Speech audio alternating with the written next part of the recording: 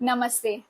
आज 17 अक्टूबर 2024 से लेकर 16 नवंबर 2024 तक सूर्य गोचर करेंगे तुला राशि में। तुला राशि में आकर सूर्य नीच के हो जाते हैं, यानी वो कमजोर हो जाते हैं। जिस समय पर सूर्य प्रवेश करेंगे तुला राशि में, उस समय की कुंडली, उस समय की ग्रह स्थिति के हिसाब से चंद्रमा राहु के साथ होंगे मीन राशि में, जिससे निर्माण होता है चंद्र ग्रहण दोष का।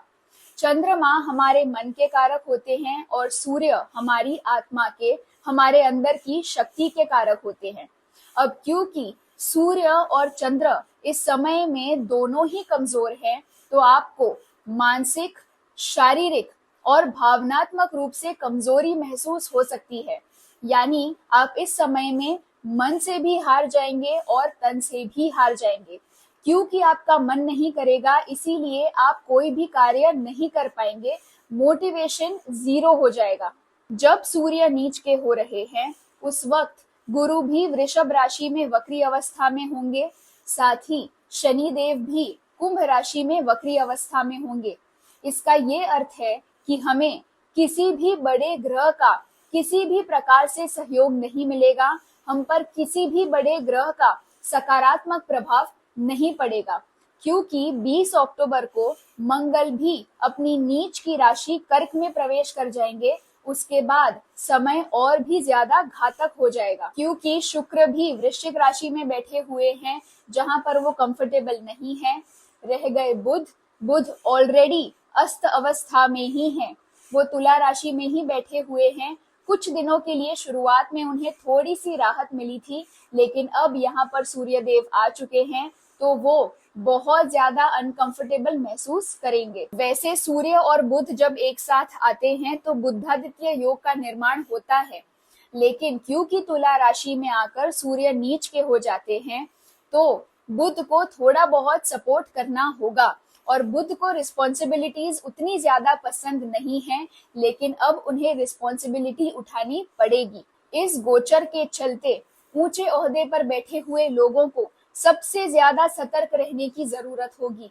उन पर घातक हमले हो सकते हैं, उनकी सेहत बहुत ज्यादा खराब हो सकती है, उनका मानसिक संतुलन बिगड़ सकता है, जिसके कारण उनकी वाणी पर उनका संयम नहीं रहेगा, उनकी मति भ्रष्ट हो जाएगी, वो कुछ गलत कदम भी उठा सकते हैं। खास तौर से जो लोग पॉलिटिक्स के क्षेत्र से जुड़े हुए हैं, या फिर आर्मी, नेवी, एयरफोर्स यानी डिफेंस के क्षेत्र से जुड़े हुए हैं। मैंने आपको पहले भी बताया हुआ है कि यंगस्टर्स, टीनेजर्स, जो कम उम्र वाले व्यक्ति हैं, उनके लिए ये समय बहुत ज्यादा खराब है। और अभी फिर से बता रही हूँ कि ये जो दुर्घटनाएं उनके साथ हो रही हैं, वो और भी ज्यादा बढ़ती चली जाएंगी, जिसमें आत्महत्या और हार्ट अटैक के केसेस की संभावनाएं ज्यादा दिखाई दे रही हैं। इस समय में किसी ऊंचे ओहदे पर बैठे हुए व्यक्ति का सेक्स स्कैंडल सामने आ सकता है। मीडिया के क्षेत्र से जुड़े हुए लोगों के भी मॉलेस्टेशन के कई केसेस सामने जरूर आएंगे। इस समय में आप बहुत ज्यादा ओवरथिंकिंग कर सकते हैं,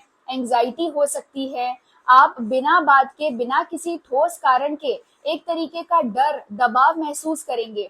इसके चलते आपके अंदर का कॉन्फिडेंस, आपके अंदर का मोटिवेशन खत्म हो जाएगा, बिल्कुल जीरो हो जाएगा। आप समय बर्बाद करते रहेंगे, प्रोक्रेस्टिनेशन करेंगे, और इसके चलते आप कोई भी कार्य मन लगाकर नहीं कर पाएंगे, और इसी की वजह से आपके कार्यों में मिस्टेक्स, गलतियां होने की संभावनाएं बहुत ज्यादा बढ़ जाएंगी। इस समय में किसी बैंक के साथ किसी प्रकार का साइबर फ्रॉड हो सकता है। आपको भी ऑनलाइन ट्रांजैक्शंस करते समय सावधानी बरतनी होगी। अगर आप शेयर मार्केट में निवेश करते हैं तो थोड़ा सा संभल कर रहिएगा। खास तौर से 20 अक्टूबर के आसपास का जो समय है, उस समय में निवेश करने से पहले अच्छा खासा रिसर्च जरूर कर लीजिएगा। और ऑटोमोबाइल और बैंकिंग क्षेत्र में थोड़ा सा ध्यान रखिएगा, क्योंकि उसमें गिरावट आने की संभावनाएं दिखाई दे रही हैं। इस समय में आपको अपनी सेहत पर सबसे ज्यादा ध्यान देना होगा, आपको अपनी इम्यूनिटी पर काम करना होगा, क्योंकि सूर्य जो हमारी आत्मा के, हमारी इम्यूनिटी के कारक हैं, वो नीच के हो चुके हैं। साथ ही गुरु जो कि जीव कारक ग्रह हैं, वो भी वक्री अवस्था में हैं, और शनिदेव जो कि हमारे कर्मों के कारक हैं, वो भी वक्री अवस्था में हैं। यानी इस समय में आपको किसी भी तरीके का फिजिकल मूवमेंट करने का मन नहीं करेगा और इसी के चलते आपको शारीरिक कमजोरी महसूस हो सकती है। और क्योंकि 20 अक्टूबर को मंगल भी नीच के हो जाएंगे, जो कि हमारे अंदर की ऊर्जा के कारक होते हैं, आपके अंदर का मोटिवेशन बिल्कुल जीरो हो जाएगा। इसीलिए आपको अपने आप को मोटिवेट करते रहना होगा। आपका मन नहीं भी करता है तो भी आपको उठकर काम करना होगा। अगर आप इस समय में कोई कार्य कर रहे हैं तो उस कार्य को समाप्त करने का स्ट्रेस ना लें, क्योंकि आप जो स्ट्रेस ले रहे हैं उसका सीधा सीधा असर आपकी सेहत पर पड़ेगा। आप कार्य करने की शुरुआत तो करिए, अभी से आप उसकी समाप्ति की चिंता कर रहे हैं, आप किस तरीके से कार्य करेंगे उसकी चिंता कर रहे हैं। आप पहला कदम तो उठाइए, आगे का आगे देखा जाएगा। अब तक आप जो लाइफस्टाइल जी रहे थे उसमें अगर आप अपनी सेहत को ग्रांटेड ले रहे थे, तो अब सारे ग्रह मिलकर आपको सबक जरूर सिखाएंगे। इसीलिए आपको अपनी लाइफस्टाइल सुधारनी पड़ेगी। इस समय में आपको फिजूल के दिखावे करने से बचना होगा। अपने आप को ताकतवर साबित करने की कोई जरूरत नहीं है। अपने झूठे घमंड को साइड में रखिए, नहीं तो आप पर भारी पड़ सकता है। यानी अगर किसी के पास कुछ है तो आपके पास उससे ज्यादा बड़ी और ज्यादा अच्छी चीज है, ये सब दिखाने के चक्कर में आपकी बैंड बज जाएगी। इस समय में कई लोगों को अपनी लाइफस्टाइल के साथ कॉम्प्रोमाइज करना पड़ सकता है। यानी अगर आप इस लेवल पर जी रहे थे तो पैसों के अभाव के चलते इस लेवल पर आना पड़ सकता है। और इसमें कोई छोटी या बुरी बात नहीं है, बल्कि जो व्यक्ति समय के साथ रिसोर्सेस के हिसाब से आगे बढ़ता है वो व्यक्ति समझदार होता है।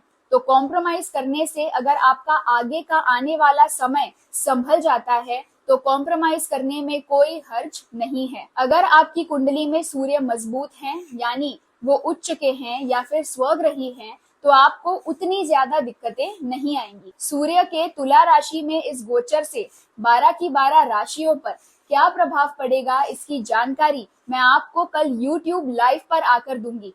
तब तक मेरे साथ जुड़े रहिए, अपना ख्याल रखिए और मुस्कुराते रहिए। बड़ों को आदर, छोटों को प्यार। वीडियो देखने के लिए बहुत बहुत आभार।